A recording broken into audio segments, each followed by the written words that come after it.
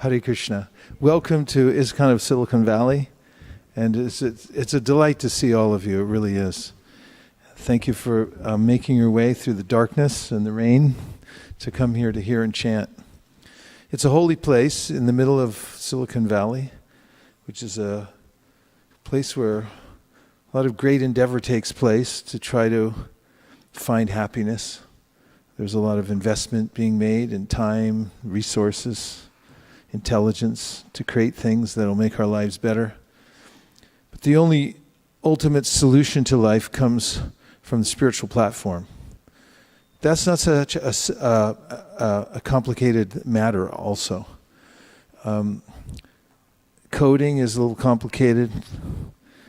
Testing after the coding is very complicated. I've seen it recently. You have to go through and look and see where all the broken links are. If something's 1 micron off, the memory will leak out and you'll have problems.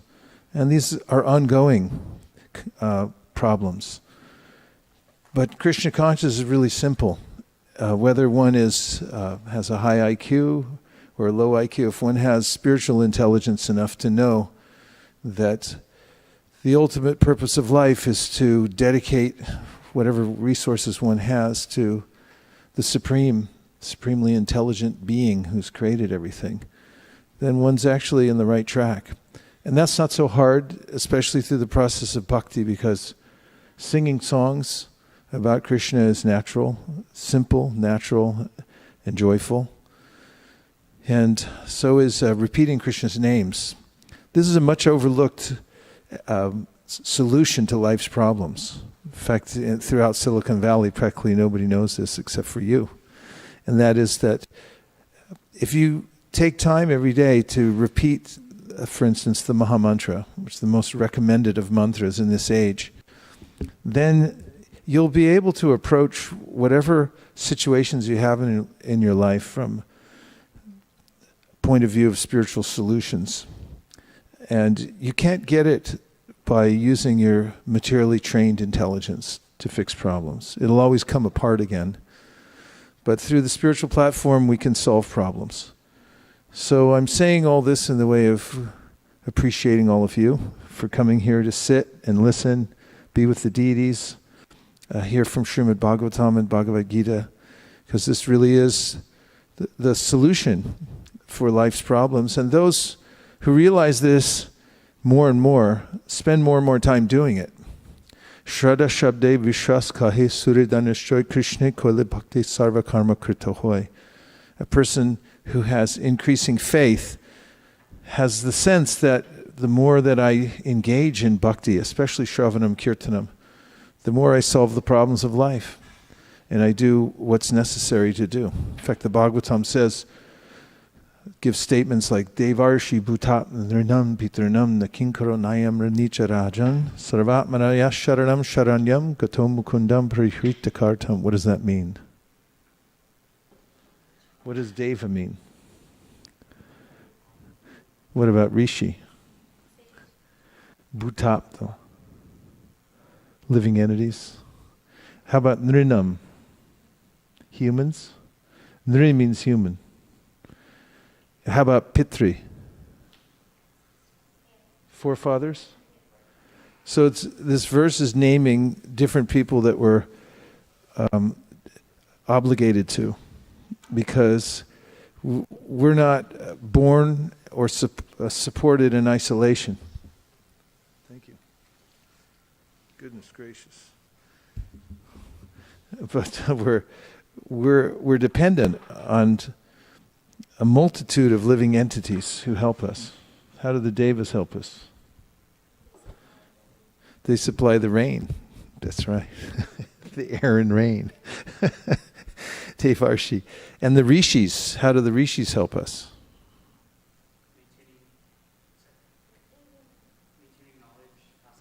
Yeah, they pass down this knowledge. It has to be knowledge has to be organized, and it also has to be passed down. I mean, that's why all of you're doing this work of passing down knowledge. You will be remembered for generations, maybe for thousands of years, for the work that you're doing. It may seem insignificant now, or somewhat significant, but it's highly significant. even those who take the time to organize knowledge, put it together in codes and books like Vyasadeva, editing. Vyasa means editor. Edits the pertinent parts of the Vedas, makes them available to the world in thoughtful ways. We worship them. Narayanam namaskritya, naram chaiva narottama, right? We offer our prayers to them. And to Narada Muni, who's given us the Pancharatras, or the Narada Pancharatras, so that we have an abbreviated system. From the Vedic system, we need an abbreviated system in this age. So he's given us that. He's worshipped everywhere throughout the three worlds. And all of you, you're participating in that by disseminating knowledge to the world. It's the most important of activities. It's generational work, and it's something that people are indebted to. When we receive those kinds of things, we're debtors to Narada Muni. We may not remember it, but we should. We should remember. So the verse says, since we're born into a world where we're rini, we're debtors to many, many people, the only way to repay that debt is to surrender to the process and take advantage of what Govinda is giving us. Mukunda, the liberator, the Supreme Personality of Godhead. And the more we're on that side, the more we use our energies to hear and chant about Krishna and surrender to Krishna through the process of bhakti, then that's how we liquefy our debt. Liquidate our debt. So, wow, look, we got a new modern clock up there. Goodness gracious, that's a shock. That's definitely a fashion statement there. You should have put an iWatch up there. See if you can get a wall-size iWatch, Apple Watch. It will only be $40,000 for the new wall iWatch, Apple Watch XR for the wall. This is a song about Narada Muni, and he plays a veena. The Narada Muni is a transcendental personality. He in his previous life, actually go back 2 lives, he was a demigod, and he was traveling, and he was a really good bhajaneer. He used to sing everywhere. He was very attractive. And he didn't make too much discrimination about what he sang. He'd sing songs to the demigods. And he'd also, hang out with all kinds of beautiful women. And he was sort of like really enjoying his life of being a great singer. So you have to be careful also. The devotional arts, what our motivation is. He ended up in an assembly of great Vaishnavas, and he started singing songs to the demigods. Actually, kirtan is meant for Krishna, to glorify Krishna.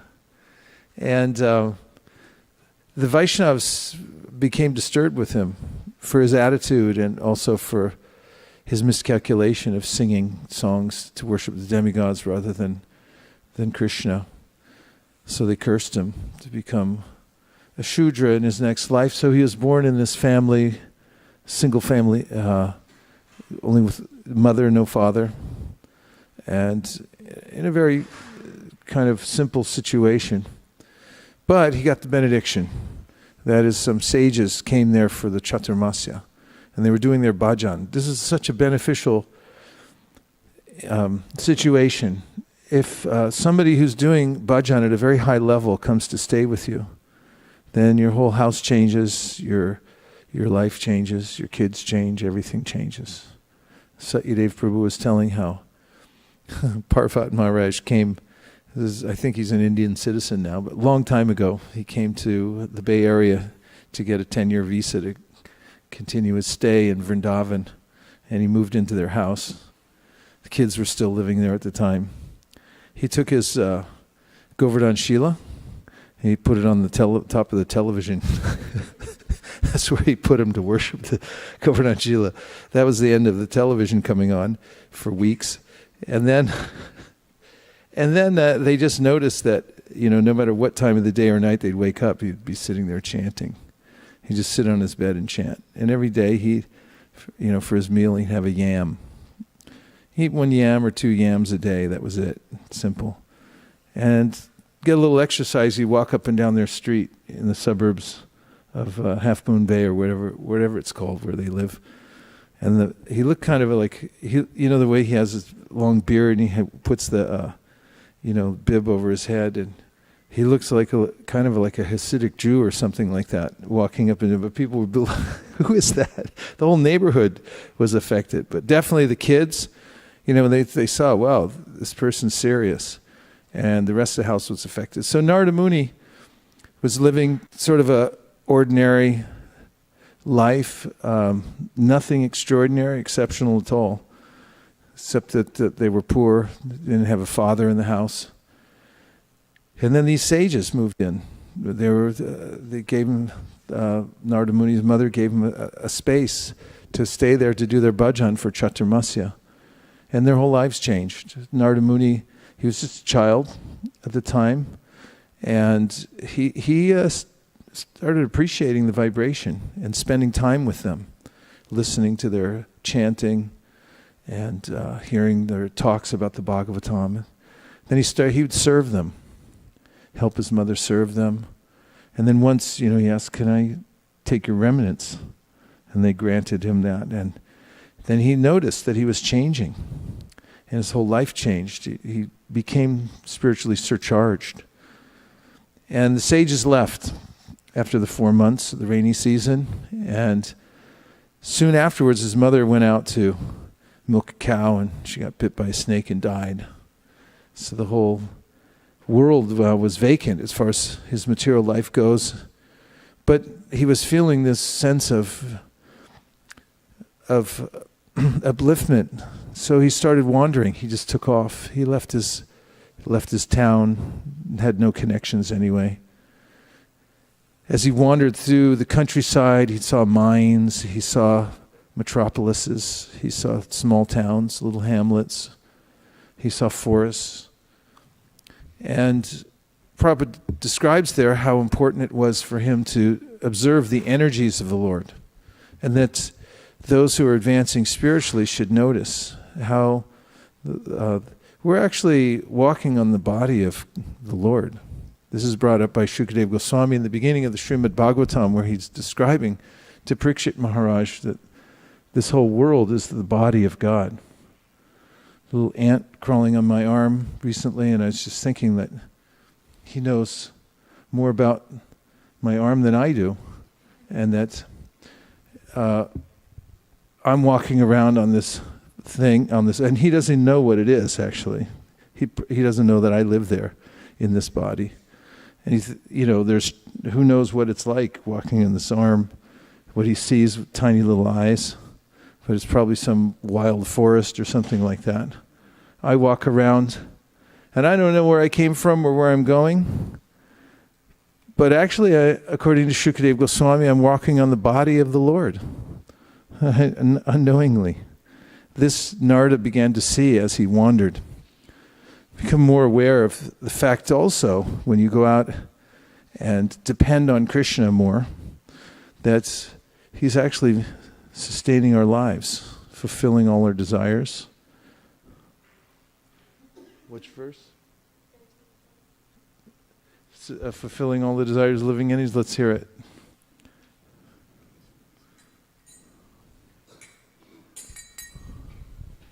Saparyaga chukramakayam avranam ashnavidam shuddham apapavidam kavir manishi paribhu swayambhur yata tatyaturvitan vyatadach chashvatibhya samabhyaha. The essence? That the Supreme Personality of Godhead has been fulfilling everyone's desires since time immemorial. Yeah. Krishna's there fulfilling everyone's desire. And for someone to have that realization is very profound. See that Krishna is actually sustaining me, nobody else. This is one of the aspects of surrender to Krishna, is to abide in this realization that I'm being maintained by Krishna and he's actually protecting me, nobody else. There are other faces, but they're masks. They're only masks, and Krishna's behind those masks. For instance, a mother or father. We have so much reverence, respect, because they represent Krishna, but ultimately they're only invested with power that comes from Krishna to take care of us in various ways. A mother nurses the baby, for instance. Where does the milk come from? It's arranged by the Supreme Personality of Godhead. Mother's not independent in doing that. So Narada Muni then sat in a forest and meditated, and he actually had a direct experience of Krishna. And then he lost it, meaning lost the vision and the connection. And he became anxiety-ridden because it had been so profound, and now he was back in his senses, back in the world. And then Krishna spoke to him in an unembodied voice and said that you're not perfect yet. You're still attached to the mode of goodness. And said to, you live this life, dedicate it to me, and I'll make all arrangements. And Krishna did. When he left this world at the end of his life, Narada Muni, then he received a transcendental body through which he travels everywhere to teach Krishna consciousness. We see him showing up in many instances in the Bhagavatam, the Ramayana, where he comes and intervenes in people's lives. And he's free. You can see the life of a liberated devotee. He's free to go anywhere, to teach Krishna consciousness to others, to expand the Lord's glories. And he carries this veena you see in the picture. The veena itself is a person, and it makes a transcendental sound vibration that carries him everywhere. So actually we're carried by mantra. Whatever mantras we use are what move us around in life. You say, thank you very much, yes please. Those are mantras. They help you move in various social circumstances. The other mantras you have to learn in order to build things in your life. Get a house, you have to say certain mantras. You have to go down to the credit department and say, yes, I will pay you back.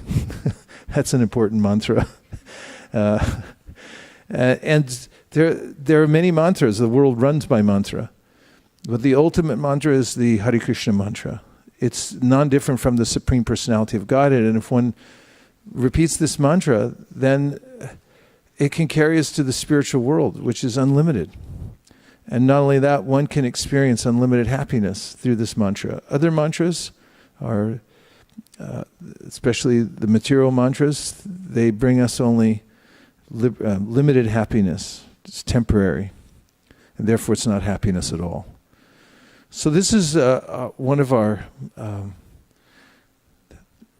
the great saints that of our line, authorities, that teach us Krishna consciousness. And this is a song by Bhaktivinoda Thakur about Narada Muni. So the translation to the song goes like this. When the great soul Narada Muni plays his stringed veena, the holy name of Radhika Ramana descends and immediately appears amidst the kirtan of the Lord's devotees. Like a monsoon cloud, the holy name showers pure nectar into their ears. All the devotees, due to great ecstasy, enthusiastically dance to their heart's content. All the inhabitants of the universe become maddened upon entering this intoxicating shower of divine sweetness. Some people cry, some dance, and others become fully intoxicated within their minds. The five-headed Lord Shiva embraces Narada Muni repeatedly, makes loud screams. The five-faced Lord Shiva embraces Narada Muni, repeatedly makes loud screams of ecstatic joy, while Lord Brahma dances very ecstatically and exclaims, all of you chant Haribol, Haribol. All of you chant Haribol, Haribol. Don't be shy now. Say Haribol, Haribol. In supreme happiness, the thousand-faced Ananta Shesha sings and calls out Hari Hari. By the influence of the transcendental vibration of that name, the whole universe becomes ecstatically maddened, and everyone tastes and relishes the mellows of the holy name. The holy name of Krishna has fulfilled all my desires by thus manifesting on everyone's tongue. Bhaktivinoda, the humble servant of the Lord, therefore prays at the feet of Sri Rupa Goswami that the chanting of Harinam may always continue in this way.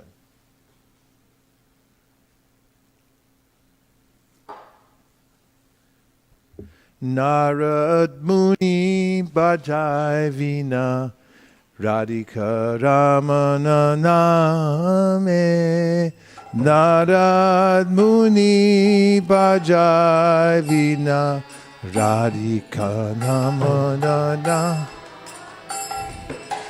Namamani Udita Hoy Bhakata Gita Same Namamani Udita Dasame Namamani Udita Hoya Bhagavad Gita Same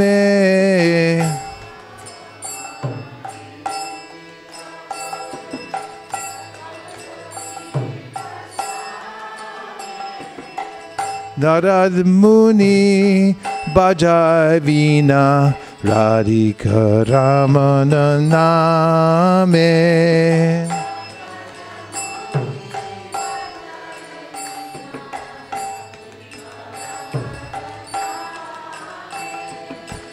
Amiya Dhara Varishe Ghana Shravana Jugale Giya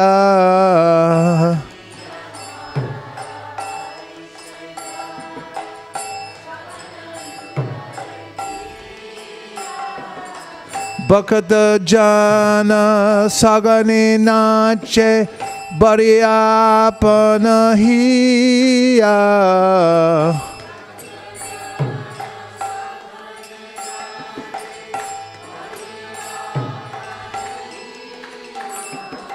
Narad Muni Bhajai Vina Radhika Ramana Name. Next one.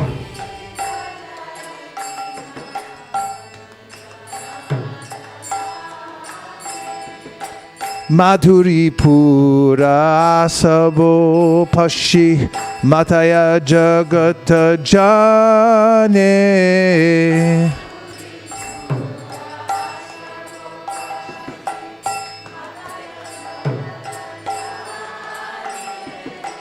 Kehova Kande Kehava Nache Kehomate Mane Mane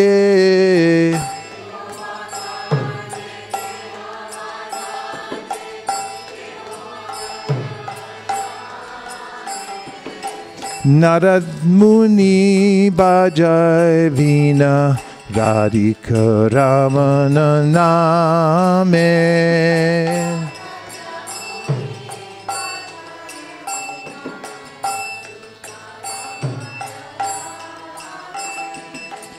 Panchavadana Narade Dhori Primara Saghana Ro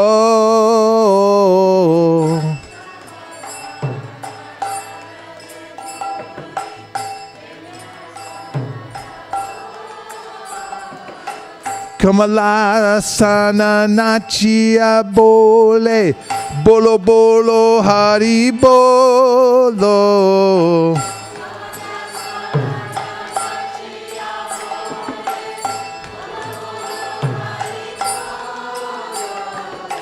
Narad Muni Bhajai Vina Radhika Ramana Name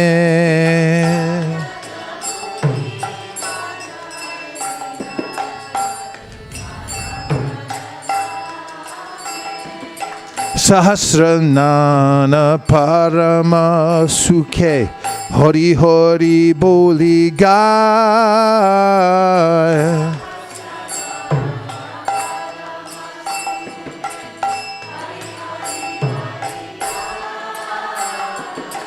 Nam Pravave Matilo Vishva Nam Rasa Sabe Pai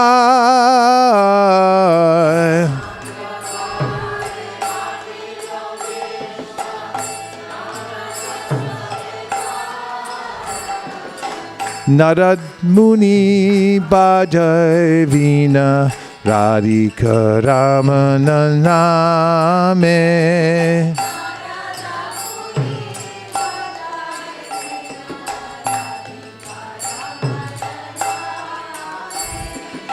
Shri Krishna Nam Rasane Spuri Puralo amara asha.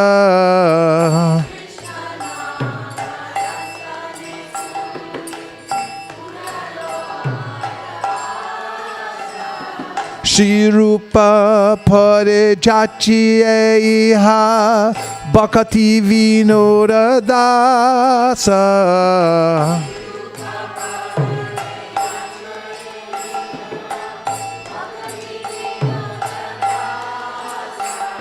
Shri Rupa Pare Jachi Eiha Bhakati Vinoda Dasa.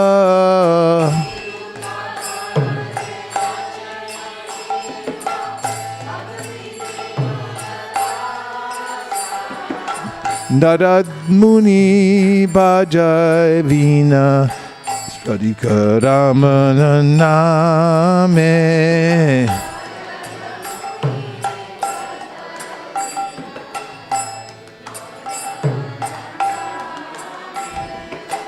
Hare Krishna, Hare Krishna, Krishna Krishna, Hare Hare, Hare Rama, Hare Rama, Rama Rama, Hare Hare, Hare Krishna, Hare Krishna,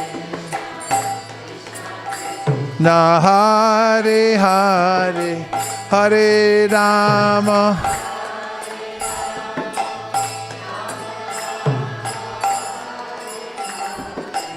Hare Krishna, Hare Krishna, Krishna Krishna, Hare Hare, Hare Rama, Hare Rama, Rama Rama, Hare Hare.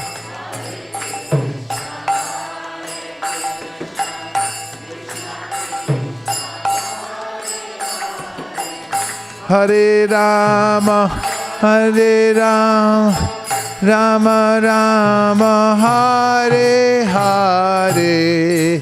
Narad Muni Bhajai Vina Radhika Ramana Name.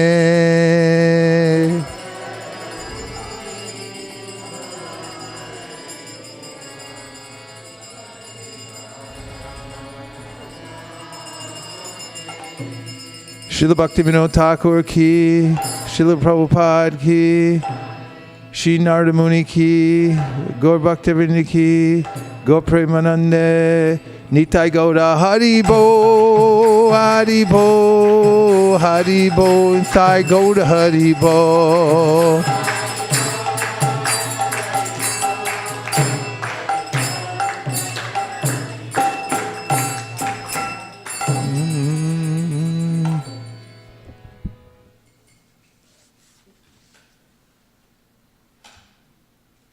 Do you like that song?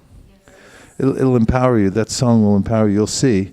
The more you sing that song, it's a transcendental song. It connects you to the spiritual world and to Narada Muni and to Bhaktivinoda Thakur. And you'll begin to live in the spiritual world just by singing that song. That's the power of the transcendental sound vibration. You move into the material world, literally, from the sound itself. So this is a principle that Narada Muni himself brings